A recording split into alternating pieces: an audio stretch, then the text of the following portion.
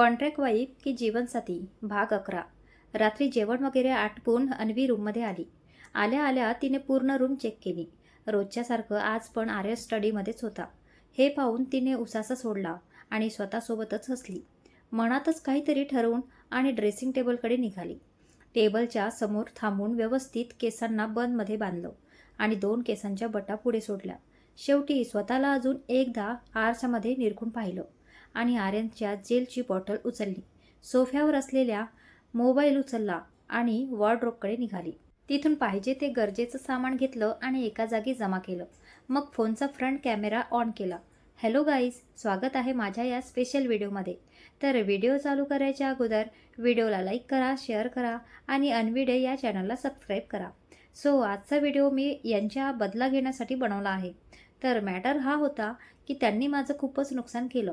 तर आज आपण त्यांच्या जेलला थोडं मिठूचा टच देणार आहोत. म्हणजे यानंतर ते माझ्या वस्तूला हात लावताना आणि त्यांना खराब करताना 100 वेळा विचार करतील.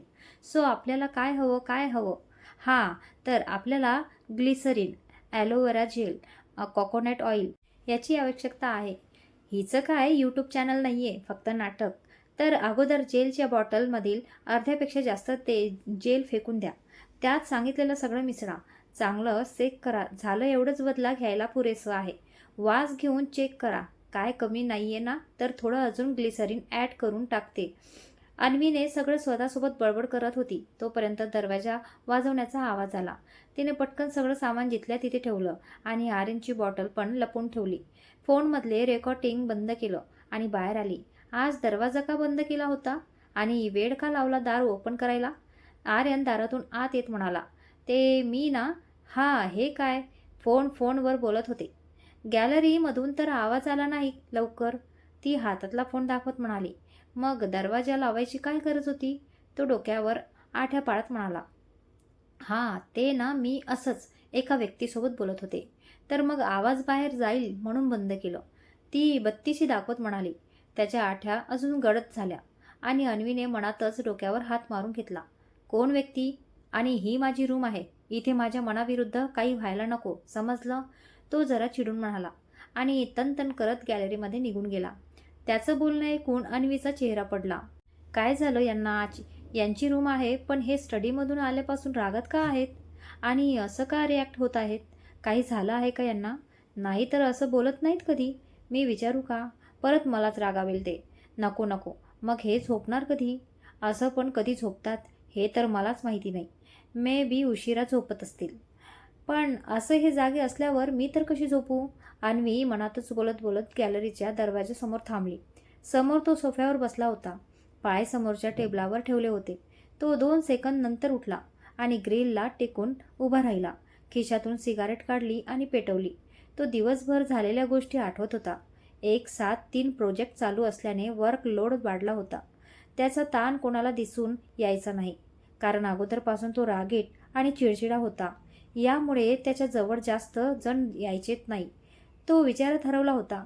तेच त्याला पाठवून आवाज आला. त्याने मागे वळून पाहिलं. अन्वी छातीवर हात ठेवून खोकलत होती. चेहरा लाल भडक झाला. आर्यनने पटकन सिगारेट विझावली आणि तिच्या जवळ आला. तो जवळ आला बघून ती पटकन आत निघून गेली. तो पण तिच्या मागे मागे आला. अन्वी, काय झालं अचानक? आर्यन तिला जाताना बघून म्हणाला, लांब राहा, वास येतोय सिगारेटचा. पाणी? ती असं म्हणत टेबल जवळ गेली आणि पटकन पाणी तोंडाला लावलं. लांब राहा म्हटल्यावर तो जागीच थांबला. खोकलून चेहरा लाल झाला होता. गाल जरा फुगेत होते.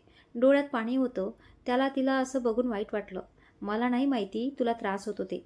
अगोदरच माहिती असतं तर मी तुझ्यासमोर ओढली नसती. तो लांबून म्हणाला. अन्वी म्हणाली, आणि हीच सिगारेट ओढल्यावर तुम्हाला त्रास होतच ना?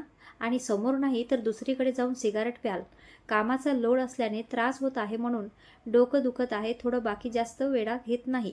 तो नजर चोरत म्हणाला आणि परत गॅलरीमध्ये निघून गेला. तिला वाईट वाटलं. डोकं दुखतं यावर सिगारेट? माणसाच्या नशिबात जवळच्या लोकांचे 2 प्रेमाचे शब्द नसतील तर काय फायदा या सगळ्याचा? पण त्याने स्वतःच भोवती काटेरी कुंपण बांधून घेतलं. तर आपण काय करणार? म्हणून आजी यांच्या लग्नाच्या मागे लागले का? पण यांना काय माहिती, त्यांचा नातू त्यांच्या 1 पाऊल पुढे आहे. ती परत उठली आणि गॅलरीजवळ गेली. तो तसाच शांत उभा होता, मंद वारा अंगावर झेलत. ती काहीतरी विचार करून पटकन आत आली आणि किचनमध्ये गेली.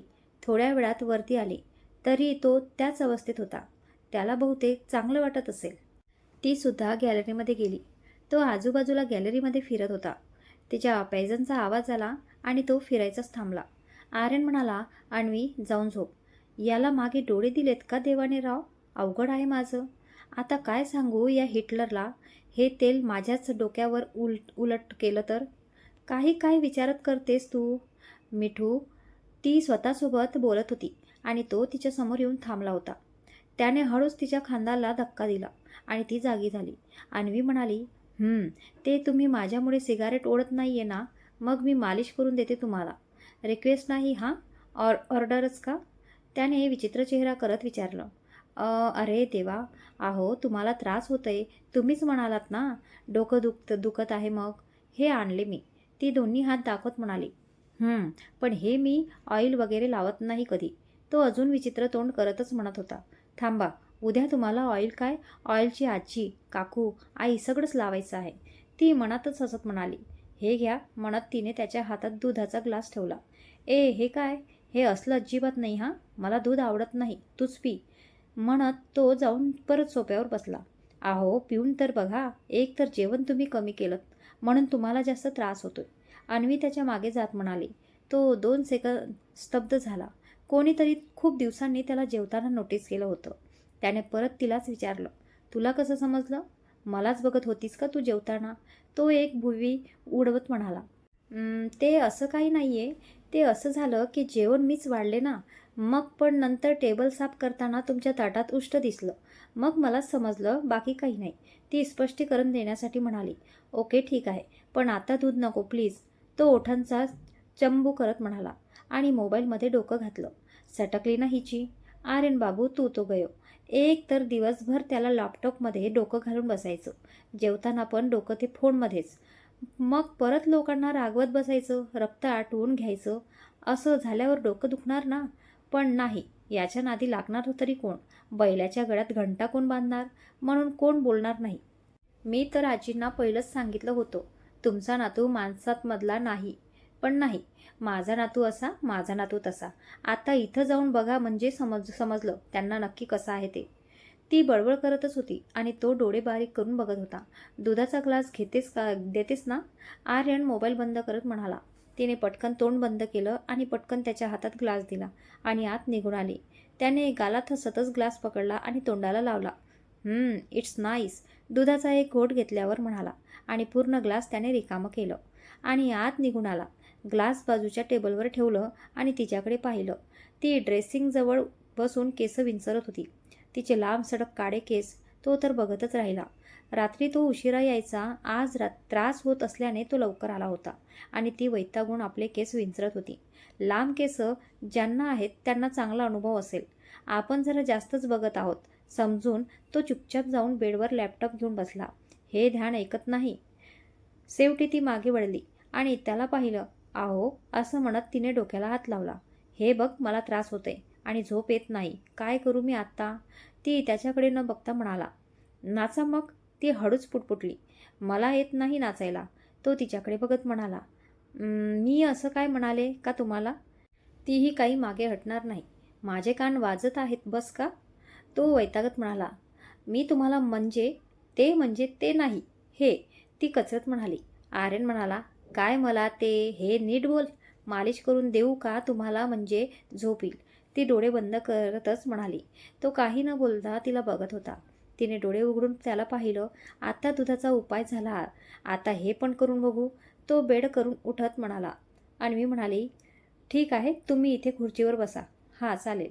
तिने टेबलवर ठेवलेल्या तेलाची बॉटल उचलली. तो खुर्चीवर येऊन बसला. तिने हळूच थोडं तेल त्याच्या केसांवर ओतलं आणि एकाच हाताने त्याचा सिल्की केसमध्ये मसाज करू लागली. तिच्या फक्त बोटांचा स्पर्श तो अनुभवत होता. एकदम हलकं हलकं वाटत होतं त्याला. हां, हिच्या हातांमध्ये जादू आहे जादू. यार हिचं सगळं कसं परफेक्ट असतं. तो तिच्या बोटांचा स्पर्श अनुभवत स्वतःसोबत म्हणाला. आर्यन म्हणाला. अन्वी म्हणाली. हां, तू त्या दूधमध्ये काय घातलं होतं? टेस्ट खूप मस्त होती. तो त्याच्या तंद्रीमध्ये म्हणाला. काय पण नाही, ते मी रोज पिते तेच दिले तुम्हाला. अन्वी गालात हसत म्हणाली. रोज? तू लहान बाळ आहेस का? तो पण तिची मज्जा घ्यायला म्हणाला. तुम्ही ते विकतचं प्रोटीन शेक पिता ना? मग मी होममेड पिते. ती खांदे उडवत म्हणाली. तू का पिते? आर्यन म्हणाला. तू किती विसरती रे? ते काय आहे ना, मी चुकून स्टेट प्लेयर झाले. मग रोज सकाळी तेवढं टाइमपाससाठी जाते ना क्लबला, आणि किराणा जास्त झाला आहे ना म्हणून पिते. आणि मी तोंड वाकडं तिकडं करत म्हणाले. आर्यन गालात हसला, कारण समोर आरशात तिचे फेस एक्सप्रेशन दिसत होते. थोड्या वेळाने तिचं मालिश आटोपलं. त्याने ऑलमोस्ट डोळे कधीही बंद होण्याच्या मार्गावर होते. ती हळूच त्याच्या कानाजवळ वाकली. आर्यन, ती हळूच पुटपुटली. आर्यन म्हणाला, उठता ना? नको ना? छान वाटत आहे, अजून कर ना. आर्यन डोळे बंद करूनच म्हणाला. तिने हसत डोक्यावर हात मारला. ती त्याच्या कानात ओरडली आणि तो दचकून जागा झाला. तू वेडी आहेस का? तो चिडून म्हणाला आणि चुपचाप जाऊन बेडवर अंग सोडलं. तिने सुद्धा हसत हँडवॉश केलं आणि वॉर्डरोबकडे गेली. दुसऱ्या दिवशी अन्वीला यायला उशीर झाला होता, पण तोपर्यंत सगळे नाश्त्याला बसले होते. आर्यन नव्हता, रोज सारखं. बाकी सगळ्यांना ती सॉरी बोलत वरती निघून गेली. थोड्या वेळात फ्रेश होऊन खाली आली. आर्यनच्या ऑफिसची वेळ लवकर असल्याने तिची गडबड उडत होती. रोज बाबा म्हणाले, अन्वी, ऑफिसमध्ये काही अडचण नाही आहे ना? नाही बाबा, उलट ऑफिस खूपच भारी आहे आणि स्टाफ पण खूपच छान आहे. काम करायला मजा येते. ती डोळे मिचकावत म्हणाली. बाबा हसले. वहिनी, दादाने अजून तुमचं काम पाहिलं नाही वाटतं. नाहीतर तो लेट लाईट पण काम करून घेतो. जय तोंड वाकडं करत म्हणाला. तू ना जय, ते बोर्डचा पेपरला जायच्या अगोदर कसं सगळे वॉर्न करतात ना, तसं करतोय. पण अजून त्यांनी काम पाहिलं नाहीये. अन्वी हसत म्हणाली. वहिनी, मी जॉईन करतोय पुढच्या महिन्यात ऑफिस. तो 32 दाखवत म्हणाला. अन्वी म्हणाली, पण तुझे मॅच? वहिनी, मी ॲडजस्ट करेन ना, जय अडकतच म्हणाला. अन्वीला काहीतरी चुकल्यासारखं वाटलं, पण ती काही म्हणाली नाही. हसून प्रत्युत्तर दिलं. आज सगळे थोड्या वेळ बसले होते. तिला थोडं काम असल्याने ती लवकर वर गेली. अहो आई, आर्यनची आजी म्हणाली. हां बोल. आपण दोघांना बाहेर फिरायला पाठवलंच नाही ना? दोघांना दिवसभर एकमेकांसाठी वेळच नसतो आणि ते अजिबात नवरा बायकोसारखे वागत नाहीत. आता एकाच ऑफिसमध्ये असून वेगवेगळे जातात. अंजली म्हणाली. पण मोठी आई, भाईला पटवायची रिस्क कोण घेणार? ती असं म्हणतच सगळे आजीकडे बघायला लागले. अरे, येडं लागलं का तुम्हाला? नको, मला माझा जीव महत्त्वाचा आहे, मी नाही. आजी सगळ्यांच्या उद्देश समजून पटकन म्हणाल्या. पण मी काय म्हणतो, तेवढी मोठी रिक्स घेण्यापेक्षा पहिलं छोटी रिक्स घेऊ. जय सगळ्यांना डोळा मारत म्हणाला. काका म्हणाले, म्हणजे? जय म्हणाला, पहिलं आपण त्यांना डिनरला पाठवू. मग जर यासाठी हा म्हणाला तर मग समजेल भाई वहिनीसोबत बाहेर जायला कम्फर्टेबल आहे. काकू म्हणाली, त्याला जवळ आलेलं कोणी चालत नाही आणि वरून दोघं एका खोलीत राहतात. मला तर वाटतं, पण अन्वीसोबत त्याचं लग्न लावून चूक तर नाही केली ना? आजी म्हणाली. म्हणजे काय म्हणायचं आहे तुला? काकू म्हणाली, म्हणजे अन्वी कुठे आणि आपला आर्यन कुठे? त्या असं म्हणतच सगळे प्रश्नार्थक नजरेने त्यांना पाहत होते. म्हणजे दोघांचं पटत नाही ना? काकू सारवासारवी करत म्हणाल्या. बाबा म्हणाले, ते तर आहेच. ओके, आपण प्लॅन करू आणि त्यांना डिनरला पाठवू. अंजली हसत म्हणाली. आजी म्हणाली, आपल्याच हॉटेलमध्ये करा ना काय करायचं. हां चालेल, फक्त तू त्याला तयार कर, बाकी आम्ही आमचं बघतो. जय आजींना म्हणाला. ओके, आता काय मलाच सगळं करावं लागेल, आजी उसासा सोडत म्हणाल्या. अंजली म्हणाली, यू कॅन डू इट आजी. आजी म्हणाली, असू दे असू दे असू दे, काहीतरी विचार करावा लागेल. अन्वी लॅपटॉपवर काम करत होती आणि आर्यन आवराआवरी करत होता. पण अन्वीचं जास्त लक्ष त्याच्याकडेच होतं आणि हे त्याला समजत होतं. आज मी काय वेगळा दिसतोय का? ही मला असं का चोरून चोरून बघते? रोज तर कोण कुठला असे एक्सप्रेशन असतात चेहऱ्यावर. आज मी रोजच्यासारखा तयार झालो. जाऊ दे म्हणत तो टेबलजवळ थांबला आणि कंगवा उचलला.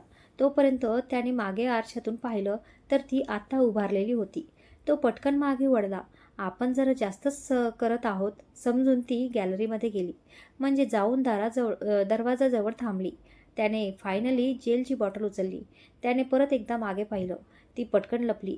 त्याला सगळं विचित्र वाटत होतं तिचं वागणं, म्हणून त्याने बॉटलमधून जेल हातावर घेतलं, पटकन केसांवर फिरवला आणि बाकी तयार व्हायला निघून गेला. तिच्या फेसवर क्लोजअपवाली स्माईल आली. ती तिथंच उड्या मारायला लागली. शेवटी छोटंसं प्लॅन वर्क झालं म्हणून तिथल्या तिथे सेलिब्रेट करून आत चुपचाप आली. पण हसू काय कमी होत नव्हतं. अन्वी ऑफिसमध्ये पोचली. आज जरा खुशच होती. पूर्वा पण तिचं आल्यापासून निरीक्षण करत होती आणि तिला समजलं हिने नक्की काहीतरी केलं आहे. पण कामाच्या वेळेस टाईमपास नको म्हणून तिने फक्त अन्वीकडे पाहून कामात डोकं घातलं. आणि इकडेही हिचं तर आज आज मैं ऊपर आसमां नीचे असं झालं होतं. आज काय तिचं कामात लक्ष लागत नव्हतं. यार, यांना समजलं असेल का? ग्लिसरीन सुकत नसतं, पण आता त्याचं झालेला अवतार मला कसं दिसणार? सीट यार. मनीषला विचारू का? नको, त्याला समजलं तर तो ओरडणार मला. जाऊ दे, पण आज सगळे बिंदास फिरत आहेत. म्हणजे हे नसतील. मी पण त्यांची कार पार्किंगमध्ये पाहिली नाही. म्हणजे हे आले नाहीत का? कॅबिनमध्ये पण फक्त एकदा पिऊन काका जाऊन आलेत. हे अगोदर निघाले होते. काय माहिती. जाऊ दे, एक काम करते, रात्री ते आल्यावर बघते. आणि मी असं म्हणत कामाला लागली. आर्यन आज लवकरच निघाला होता. आज ऑफिसला जायच्या अगोदर मीटिंग असल्याने तो उशिरा जाणार होता. मीटिंगला उतरायच्या अगोदर त्याने केस हाताने नीट केले, पण नीट होत नव्हते आणि ओलसर लागत होतं. यार, हे एवढं चिपचिप का लागतंय? मी जेलच लावलं होतं आणि केस पण असे चंपूसारखे सेट झालेत. काय होतं या केसांना? तो वैतागत म्हणाला. तोपर्यंत रॉबिनने कारचा डोर ओपन केलं. आर्यन म्हणाला, रॉबिन? रॉबिन म्हणाला, यस बॉस. माझे केस आज कसे सेट झालेत? तो केस सावरत म्हणाला, सर, रोजच्यासारखे सेट झालेत. तो घाबरत म्हणाला. आता काय बोलणार तो? ओके म्हणत आर्यन मीटिंगच्या जागी पोचला. त्याचे केस कपाळावर येत असल्याने तो सावरत होता. पण थोड्या वेळात त्याचं डोकं खाजवायला लागलं. कपाळावर पण खाजवायला लागलं. पण तसं त्याने फेसवर दाखवलं नाही. मीटिंग अर्ध्यात सोडणं पटलं नाही म्हणून तो तसा शांत बसला. मीटिंग संपल्यावर तो पटकन गाडीत येऊन बसला. रॉबिन, डॉक्टरला ऑफिसमध्ये बोलाव. मी तिथं पोचायच्या अगोदर डॉक्टर तिथे पाहिजे. तो हायपर होत म्हणाला. त्याचं डोकं लाल पडलं होतं, पण तरी तो डोकं खाजवत नव्हता.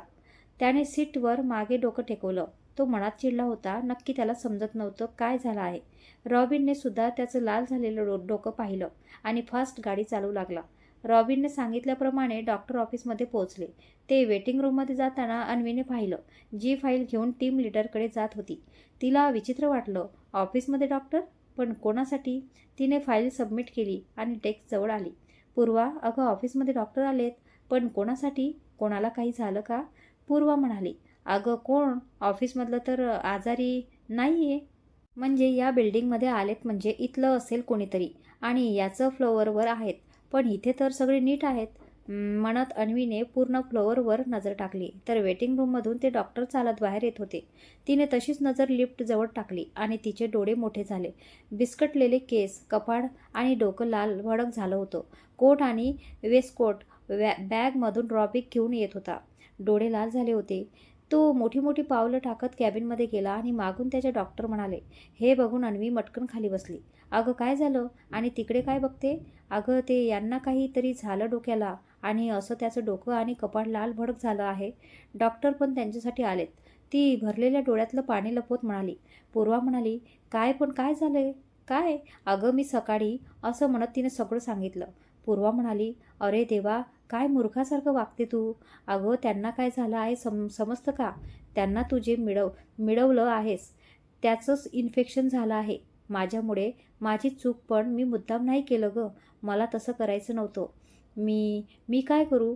एक काम करते, जाऊन त्यांना भेटून येते आणि त्यांना सांगते ते सगळं मीच केलं. माझ्यामुळे त्यांना त्रास होतोय. ती रडत म्हणाली. मिठू, रडत का आहेस? पण अगं जास्त काही नाहीये. तू थोडी मुद्दाम केलंस. अनपेक्षितपणे झालं तुझ्या हातून. तुला थोडी त्यांना असा त्रास द्यायचा होता. हो ना बाळा? डोळे पुसत रडत का आहेस मग? काही नाही झालेलं त्यांना. शांत हो. पूर्वा तिच्या पाठीवरून हात फिरवत तिला शांत करत म्हणाली. एक तर पूर्वाला समजत नव्हतं ही काय रडते एवढं, पण सध्या तिला शांत करणं महत्त्वाचं होतं. एक नाव, पूर्वा, मनीषला फोन कर प्लीज. मी त्याला सांगते आणि त्यांना जाऊन भेटून येते. प्लीज यार, फोन करून बोलावे त्याला. अगं त्यांना माझ्यामुळे त्रास होतोय किती. ते पण कपाळ आणि डोळे पण लाल झालेत. ते पाहिलं तर रागीट आहेत. साधी त्यांना जखम झालेली चालत नाही. प्लीज यार. अन्वी रडत म्हणाली. ओके थांब, मी लावते फोन. असं म्हणत पूर्वाने नाईलाजाने मनीषला कॉल लावलं. मिस्टर देशमुख, तुम्हाला ॲलोवेराचं इन्फेक्शन आहे ना? मग तुम्ही यूज तर कसं काय केलं? डॉक्टर थोड्या मोठ्या आवाजातच म्हणाले. त्याच्या आवाजावर त्याने त्या अवस्थेत पण तीक्ष्ण नजरने पाहिलं आणि डॉक्टर हळू आवाजात म्हणाले. म्हणजे मिस्टर देशमुख, एवढं लाल झाली तुमची स्किन. मी मेडिसिन आणि क्रीम देतो, यूज करा, म्हणजे त्रास कमी होईल आणि अशा वस्तूपासून लांब राहा. डॉक्टर चेक करून त्याला निघून गेले. त्याला त्रास तर होत होता, पण सांगणार कुणाला? तो सोफ्यावर लेटून बसला. एका हात तो केसमधून फिरत होता. ॲलोवेराची मला ॲलर्जी आहे. मग माझ्या केसांना ते लागलंच कसं? शॅम्पू नाही तर जेल, पण दोन्ही गोष्टी तर मी रोज वापरतो. मग असं झालंच कसं? कोणीतरी नक्की मुद्दाम केला आहे. हे पण असं कोणी बालिश वागणार? घरचे असं करणं शक्य नाहीये. त्यांना माहिती सगळ्यांना. यार, हे आता किती दिवस सहन करावं लागणार? तो स्वतःसोबत बडबड करत होता. अन्वीने कॅन्टीनमध्ये मनीषला भेटायला बोलावलं होतं. ती त्याची वाट पाहत बसली होती. तो थोड्या वेळात आला. काय ग, अचानक बोलावलं? सगळं नीट आहे ना? मनीषने आल्या आल्या विचारलं. नाहीये, काहीच नीट. त्यांना ना कशाची तरी ॲलर्जी झाली. ते पण माझ्यामुळे. चल ना, मला भेटायचं आहे त्यांना. प्लीज मला बघू दे. कॅबिनमध्ये जाताना पाहिलं डोकं, कपाळ आणि डोळे लाल झालेत खूप. त्रास होत असेल त्यांना. माझ्यामुळेच झालं. ती परत रडत म्हणाली. काय? चल, मला पण त्याला बघितल्याशिवाय चैन पडणार नाही. आणि त्याला त्रास जरी झाला तरी बोलून दाखवणार नाही. तो खुर्चीवरून उठत म्हणाला. अन्वी म्हणाली, पण मनीष, मी आत कसं येऊ? म्हणजे असं कोण काय म्हणेल? त्याच्या कॅबिनला मागून एक दरवाजा आहे. त्याची एक्स्ट्रा की माझ्या कॅबिनमध्ये आहे. मी घेऊन येतो 2 मिनिटमध्ये, मग जाऊ. ओके? इथेच थांब, मी आलो. असं म्हणत मनीष त्याच्या कॅबिनकडे निघाला. त्याने तिला मागच्या दरवाजाने आत घेऊन गेला. अन्वी पहिल्यांदा त्याच्या कॅबिनमध्ये आली. तिने पूर्ण कॅबिनवर नजर फिरवली. सोफ्यावर तो बसलेला दिसला. अहो, ती पळत त्याच्याजवळ गेली. त्याने खाडकन डोळे उघडले. त्याचा अवतार बघून ती अजून रडायला लागली. अरे आर्यन, काय झालं तुला? ही पण कधीपासून रडते? मनीष दोघांना बघत म्हणाला. पण आर्यनचं लक्ष तर रडणाऱ्या अन्वीकडे होतं आणि ती मुसमुसत डोळे पुसत होती. त्याला समजत नव्हतं ती का रडते, पण आपल्यासाठी रडते एवढं समजलं होतं त्याला. अन्वी, काय झालं आहे? आणि एवढं का रडतेस तू? मला काही झालेलं नाहीये. I am fine. तुम्ही फाईन वगैरे काही नाही आहात. बघा ना तुमचं डोकं. असं म्हणत ती पुढे झाली आणि काळजीने स्वतःचा नकळत त्याच्या केसांमधून हात फिरवला. तिच्या नाजूक बोटांचा स्पर्श होताच त्याने डोळे मिटले. हेच मिस करत होता तो कधीपासून. शेवटी भेटलं त्याला पाहिजे ते. दोघांना असं बघून मनीषा आल्या पावली निघून गेला. अहो, ती हळूच कुजबुजली आणि त्याच्या केसांमधून हात काढला. तिचा स्पर्श बंद होताच त्याने डोळे उघडले आणि तिच्याकडे पाहिलं. ती लांब होऊन डोकं खाली घेऊन बसली होती. काय झालं, समजेल का मला? तो चिडून म्हणाला.